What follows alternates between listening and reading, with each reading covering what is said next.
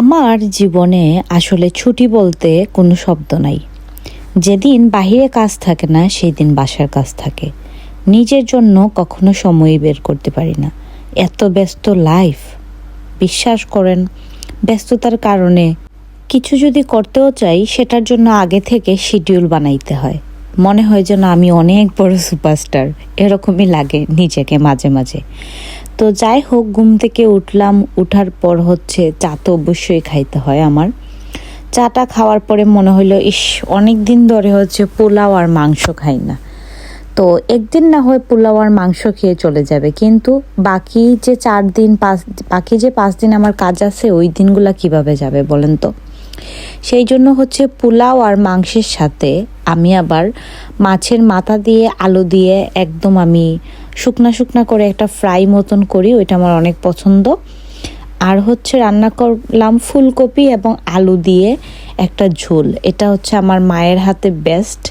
তো যাই হোক, আমার মা তো আমার সাথে এখানে থাকে না, সো আমি তো আর ওনার হাতের রান্না এখন খেতে পারি না। অবশ্যই কখনো ফিউচারে যেদিন আমার রিজিক থাকবে ওই দিন অবশ্যই আবার খাবো। তো যাই হোক, ঘুম থেকে ওঠার পর ব্যস্ত ব্যস্ত লাইফ, তাড়াতাড়ি করে রেডি হয়ে চলে গেলাম হচ্ছে গ্লসারি শপে। সো আমার বাসার যেহেতু খুব কাছেই টাউন সেন্টার, মানে যেখানে সব কিছু পাওয়া যায়, সুপার শপ বলতে পারেন, টাউন সেন্টার কিংবা যে যাই বলেন মুদির দোকান। তো বাংলাদেশি রোস্ট যেহেতু খেতে মন চাইছে, সো অবশ্যই হচ্ছে বাংলাদেশের রোস্টের যে মশলা সেটা হচ্ছে লাগবে এবং টক দই লাগবে। তো আমার বাসায় সব কিছুই ছিল, শুধুমাত্র টক দই আর হচ্ছে রোস্টের যে বাংলাদেশি মশলা ওইটা ছিল না। তো আমি এই দুইটা আনার জন্য চলে গিয়েছিলাম বাংলাদেশি শপে। বাইরে একটু ঠান্ডা ঠান্ডা আবার রোদও ছিল, ভালোই ওয়েদার ছিল অনেক। আমার মন চেয়েছিল যে আর একটু ঘুরি কিংবা আপনাদের সাথে আর একটু ভিডিও শেয়ার করি, কিন্তু এই যে মাথায় ঘুরতেছে, বাসায় গিয়ে রান্না করতে হবে। ফার্স্টে তো ঘুম থেকে উঠে এক গাদা কাজ আমার জমা হয়েছিল, ওইগুলা হচ্ছে আগে দেখলাম।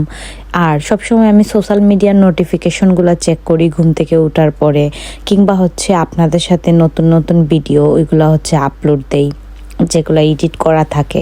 তো নর্মালি আমি সময় মতো কখনোই কোনো কিছু এডিট করতে পারি না, আমার অনেক সময় লাগে, কারণ অনেক কাজ আমার মাথায়।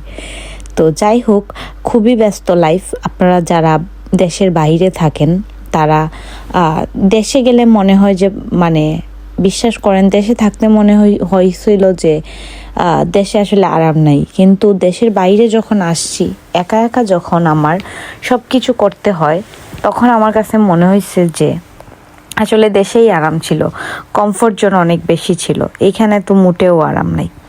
যাই হোক, লাইফ তো আর সবসময় একরকম থাকে না, তো এক এক সময় এক এক রকম থাকে লাইফ। আমি আবার সব সময়ের সাথেই আমার লাইফকে আমি সুন্দরভাবে মানানসই করে নিতে খুব বেশি পছন্দ করি।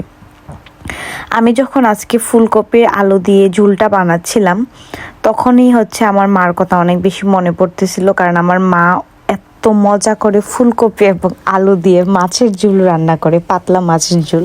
আমি অবশ্যই আপনাদের সাথে কখনো না কখনো শেয়ার করব সেটা। আমার হাতের টেস্টও আমার মায়ের মতো হয় না, জাস্ট হচ্ছে আমার খেতে ইচ্ছে হয়েছে, এই জন্য হচ্ছে রান্না করছি। আর যেদিনে আমি রান্না করার আমার ডেট থাকে, আমি তো বললামই আমি হচ্ছে এখন সুপারস্টার, কারণ আমার রান্না করতে গেলেও আগে থেকে শিডিউল বানাইতে হয় যে ওই দিন ওই সময়ের ভিতরে আমি রান্নাটা করব। তো আমি যখন হচ্ছে রান্নাটা করব তখনই ভাবছি আপনাদের সাথে সবগুলো রেসিপি একটার পরে একটা শেয়ার করব। কিন্তু বিশ্বাস করেন, সময়ের যে এত অভাব, কিসের আপনাদের সাথে একটার পরে একটা রেসিপি শেয়ার করব।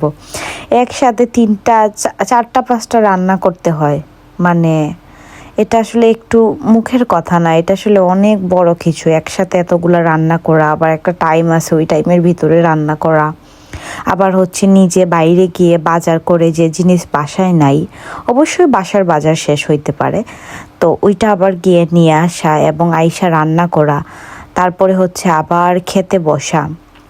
এটা আসলে অনেক, মানে কি বলবো, একটা যুদ্ধের মতো কাজ আমার কাছে মনে হয়।